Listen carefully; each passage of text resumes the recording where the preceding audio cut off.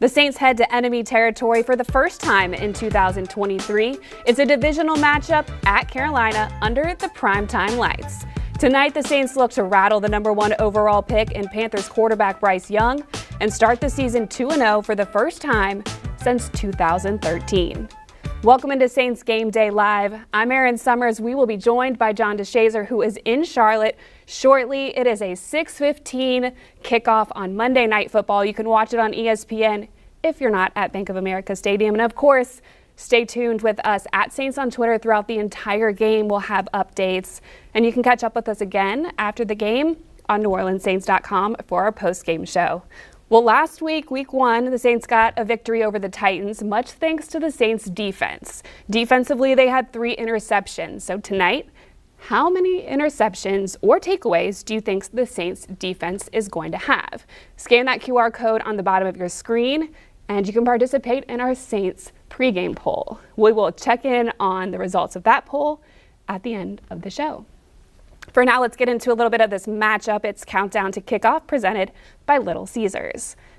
All week long, the Saints have talked about needing to establish their run game. It was something that they were not able to do against the Titans. However, the Titans do have the #1 run defense in the NFL, so it's kind of to be expected. The Saints had 27 carries for 69 yards in that one. It's going to start with the offensive line needing to stay disciplined, helping create lanes for running back Jamal Williams. It will be running back Tony Jones Jr. that runs behind Williams, as he was called up from the practice squad earlier today. So definitely looking for them to establish more of their run game. The Panthers allowed 130 yards and 2 touchdowns on the ground last week against the Falcons. Outside of the run game, Derek Carr needs to look to his playmakers, especially in the red zone. The Saints were 1 of 3 in the red zone last week. They got 1 touchdown, which ended up being the difference maker. But tonight, they definitely want to get 6 instead of 3. Defensively, it is all about rattling that rookie quarterback in Bryce Young. Young will get his first game in Bank of America Stadium in front of the home fans and on prime time tonight. So the Saints need to apply pressure up front, make sure that they are keeping him rattled off time and capitalize on the mistakes, which they were able to do last week with all of those interceptions. Definitely looking to do more of that in this game tonight. We want to see a lot of takeaways in this one as well. And then for special teams, Blake Grupe, Saints rookie kicker, he's getting his first shot in primetime and an away game. So he will be on the road for the first time in an outdoor stadium. He's been practicing all week. The Saints got a new field goal put in at the practice field. So he's been able to practice outside on the turf there. Going to get used to the elements pregame. So he's ready to go. He's been used to it, played outdoors in Notre Dame, played in very big moments. So we will be watching special teams. Blake Grupe was perfect in the first game, and we'll see how he does tonight. For a little bit of the Panthers vibe and what's going on in Charlotte, let's send things over to John DeShazer. Well, thanks, Erin. And as you mentioned, I'm here at Bank of America Stadium here in Charlotte, North Carolina, where the Saints, 1-0, will take on the Panthers, 0-1 on Monday Night Football. Now, the Saints are attempting to go to 2-0 for the first time since 2013, but to do so, they'll have to break a 2-game losing streak here in Charlotte. How will they do it? Well, that begins with a little bit of a scouting report here on the Panthers, and you begin with the offense. The rookie quarterback, Bryce Young, who did not fare very well in his regular season opener. 20 of 38 for 146 passing yards, 1 touchdown, 2 interceptions, and was sacked twice. And the Saints probably feel they can take advantage of that because they had 3 interceptions and 3 sacks in their season opener. So that's something to look forward to. Also for the Saints, now defensively, on that offensive line for Carolina, they will be starting 2 new players at guard. One of them is out for the season. Now, the Panthers had a good ground game in the opener against the Falcons. Chuba Hubbard, 9 carries for 60 yards. Miles Sanders, 18 carries for 72 yards. And that's the best way to balance an offense. And that certainly will take some pressure off the rookie quarterback if they can handle it that way on the ground. And the Saints did not fare very well defensively on the ground against the Titans. So that's an aspect of the game to take advantage of and to keep track of. Also, wide receiver DJ Chark looks like he might be back for the Panthers. He's their deep threat, and they need him on the field. We know the Saints have Marshawn Lattimore at cornerback, who generally tracks and takes away the best receiver for the opponent, so that is a matchup to watch in this one. Defensively for the Panthers, they have a formidable duo. Brian Burns at linebacker, he had 2 sacks. He also had a forced fumble in the opener, and defensive end Derek Brown, a sack, 8 tackles, and 2 tackles for a loss against the Atlanta Falcons. And that's something that the Carolina Panthers want to be able to take advantage of. Look, Brian Burns has been a thorn in the side of the Saints the last couple of seasons. He's a guy you really need to keep out of the backfield if you are the Saints. Now, what Carolina won't have is cornerback J.C. Horn. He is out for several weeks with a hamstring injury, so that might be an area where the Saints can take advantage, especially in the passing game when you've got Michael Thomas and you've got Chris Olave and you've got Rashid Shaheed.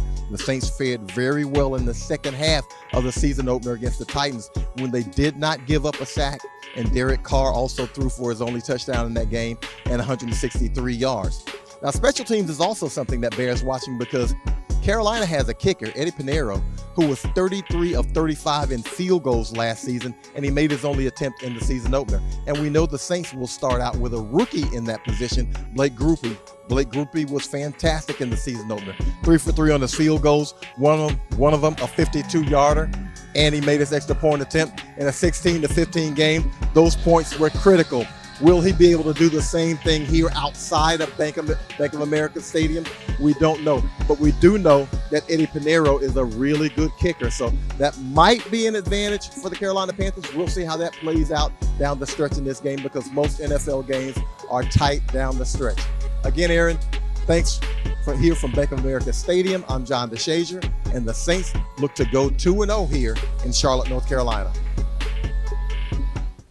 Thanks, John. We'll check in with you again post-game after what we hope is a Saints victory. Earlier this week, I was able to catch up with guard Cesar Ruiz in this week's What's Brewing presented by Community Coffee. Welcome to What's Brewing presented by Community Coffee. Here with Saints guard Cesar Ruiz, I'm Erin Summers. We are week 2 of the season. You got 1 win underneath you. You just signed a new contract. Things are going pretty well for you right now, huh? Yeah. It was a great 24 hours. Saturday and Sunday. It was an eventful 24 hours. So extremely happy. You're locked up with the Saints now through 2027. How excited are you to be a part of this organization for the next 5 years? Oh, I'm excited. There's no other place I want to be at. So, the fact that I get to be here for 4 more is amazing. Hopefully after that, I can be like Cam. So. Lifetime Saint. Lifetime Saint. You've said throughout your career that you play for your dad. You try to keep him with you. What do you think he would say to you right now, knowing all that you've accomplished?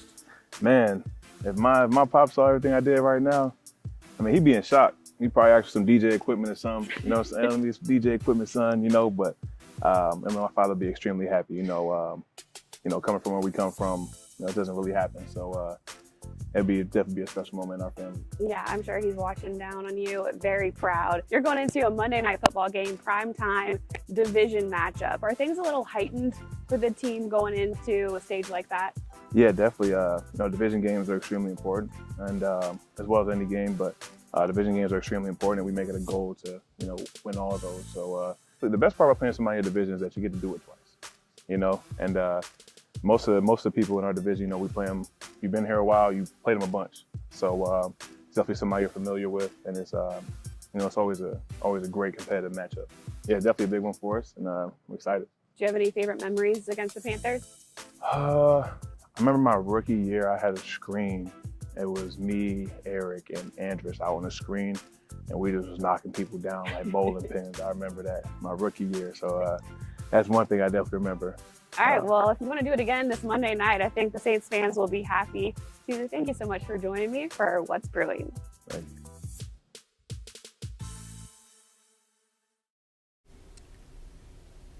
Appreciate Cesar for taking the time to go for that little stroll with me on What's Brewing. John DeShazier was able to get some insight from our head coach, Dennis Allen, before the team headed to Charlotte on tonight's matchup against the Panthers.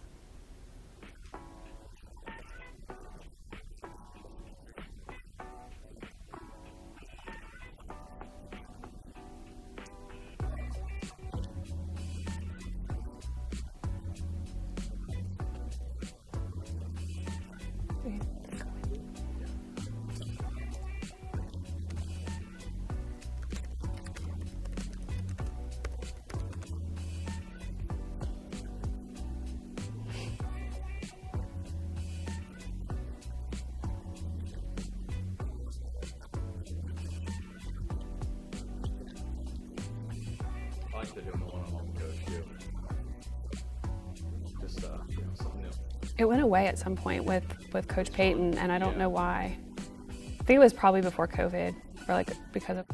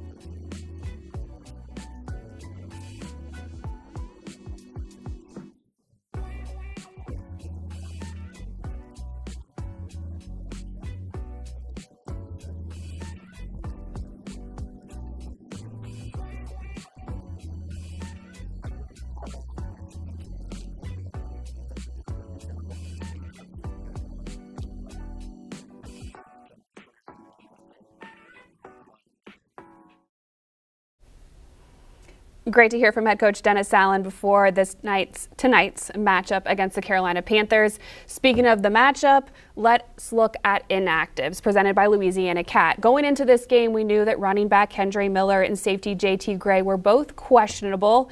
JT Gray is active and available for tonight's game. However, running back Kendre Miller is inactive along with running back Kirk Merritt. So as mentioned earlier in the show, it looks like Tony Jones Jr. will be your RB2 tonight as he was brought up from the practice squad. Of note, with the injury to defensive end Peyton Turner, he was put on IR. Kyle Phillips was brought up from the practice squad to the active roster. Tonight, however, he is inactive, which means for the first time, rookie defensive end Isaiah Foskey is active for tonight's game.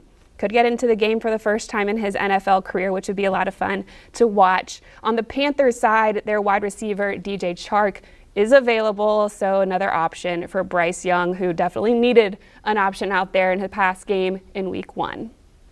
Now let's take a look at all the Saints fans who are there in Charlotte, who have traveled to Bank of America Stadium to cheer on the Black and Gold in the Black and Gold roll call presented by Bud Light.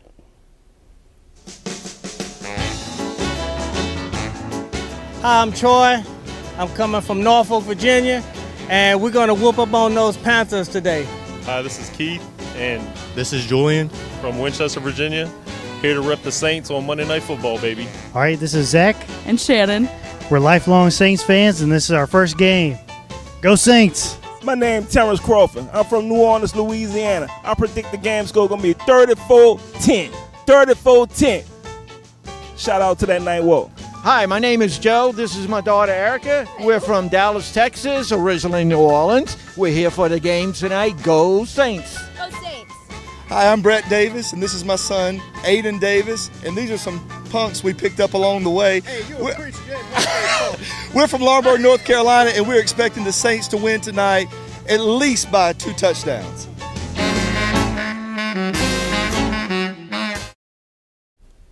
One thing about Saints fans, you know they will always travel and show up and be loud. Looking forward to hearing them cheer for the Saints at Bank of America Stadium tonight. That game is at 6:15 on ESPN if you didn't make it to Charlotte, and we'll have you covered on everything that you need to know at Saints on Twitter. And we'll be right back here after the game, NewOrleansSaints.com for our post-game show, where Super Bowl champ and former linebacker Scott Shanley will join me, and we'll check in with John DeShazer, who is there in Charlotte.